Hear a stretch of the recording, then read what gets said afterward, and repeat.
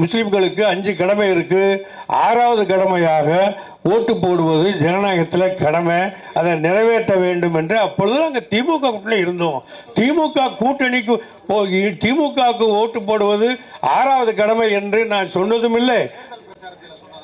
அப்படின்னு நீங்களா கற்பனை பண்ணிக்கிட்டே அப்படி பாய் நீங்களா கற்பனை பண்ணிக்கிட்டா நீங்க கற்பனை பண்றதுக்கு நான் பதில் சொல்லணுமா? அப்புறம் சொல்லாத சொல்லி எப்படியா சொல்லாத சொல்லி நீ கேட்டா எப்படி சொல்ல முடியும்? எதையும் சொல்ற நீ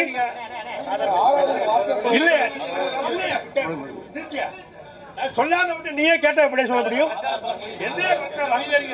சொல்லாத சொல்லி பிரச்சாரம் சொல்ற முடியா? நான் சொல்லாத விட்டு நீ கேட்டு என்ன பிரச்சாரம்? நான் சொல்லாத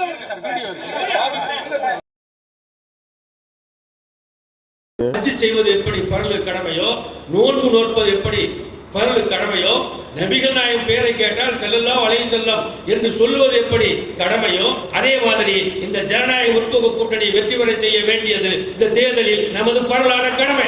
இந்த அளவுக்கு நிலைமை போயிட்டு இருக்கு. நம்ம இஸ்லாத்தினுடைய கடமைகள் எத்தனை அப்படின்னு கேட்டா, 1வது கலிமா, 2வது தொழுகை, 3வது நோன்பு, 4வது ஜகாத், 5வது ஹஜ், 6வது திமுக ஓட்டு போடுறது. இப்ப மக்தப் மதரசால இனிமே சொல்லிக் கொடுங்க எல்லாரும்.